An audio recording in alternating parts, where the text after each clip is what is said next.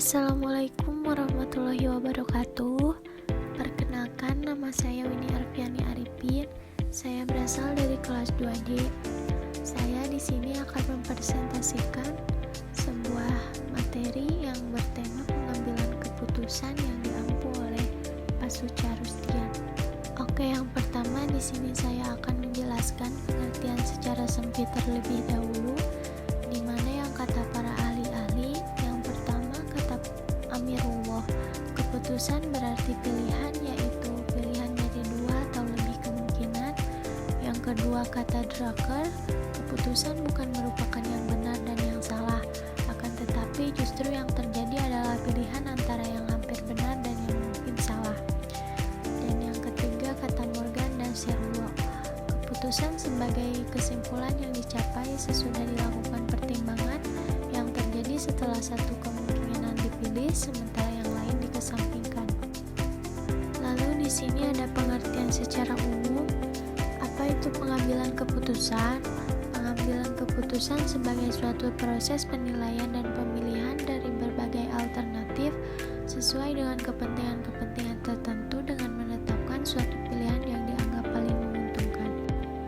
Kemudian di sini ada jenis-jenis keputusan manajemen, yang mana jenis keputusan itu ada dua. Yang pertama terprogram, yaitu secara berulang dan rutin.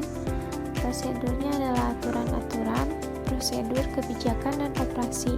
Salah satu contohnya yaitu gaji karyawan, promosi jabatan, dan penetapan persediaan. Yang kedua tidak terprogram, kompleks baru. Prosedurnya itu kreativitas pemecahan masalah. Contohnya yaitu penanganan masalah inflasi, pengenalan produk baru, dan perkara hukum. Lalu penjelasan yang keempat yaitu tingkat-tingkat keputusan. Yang pertama yaitu ada keputusan otomatis, yang kedua keputusan berdasar informasi yang diharapkan, dan yang ketiga ada keputusan berdasarkan ketidakpastian ganda. Terus ada keputusan dan jenjang manajemen, di mana ada 3 tingkatan, yaitu ada top, middle, dan lower. Dari top sendiri itu yaitu berarti luas, tidak terstruktur, jarang, dan banyak resiko. Lalu dari middle yaitu struktur dan tidak terstruktur, dan dari lower yaitu sering, terstruktur, berulang-ulang, rutin, dan tidak banyak resiko. Tahap-tahap pengambilan keputusan menurut A. Herbert Simon.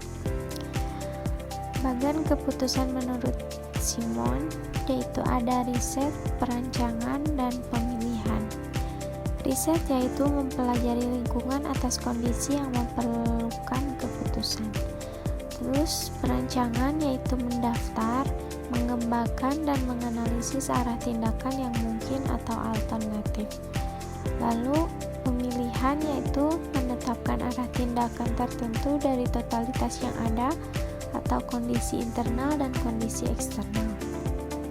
Tahap-tahap pengambilan keputusan menurut James L. Gibson: mengidentifikasi dan definisi masalah, mengembangkan alternatif pemecahan, evaluasi alternatif masalah. Ada 3, yaitu kondisi pasti, kondisi beresiko, dan kondisi tidak pasti. Lalu memilih alternatif, implementasi keputusan, penilaian, dan pengendalian. Gaya dalam pengambilan keputusan. Gaya manajemen dalam mendekati masalah itu ada 3. Yang pertama penghindar masalah, yang kedua penyelesai masalah, dan yang ketiga pencari masalah. Lalu yang terakhir di sini ada gaya dalam pengambilan keputusan. Yang pertama gaya analitis, yaitu lebih banyak toleransi bagi ketidakjelasan, lebih banyak informasi sebelum mengambil keputusan, dan merenung lebih banyak alternatif. Yang kedua gaya konseptual. Gaya konseptual cenderung amat luas dalam pandangan mereka dan akan melihat banyak alternatif. Yang ketiga gaya direktif atau pengarahan, memiliki toleransi rendah terhadap ambiguitas dan bersikap rasional dalam cara berpikirnya. Dan yang terakhir gaya perilaku, pengambilan keputusan bergaya perilaku bekerja sama dengan orang lain. Sekian dari saya, mohon maaf apabila banyak kekurangan karena saya masih dalam tahap belajar. Wabillahi taufiq wal hidayah. Wassalamualaikum warahmatullahi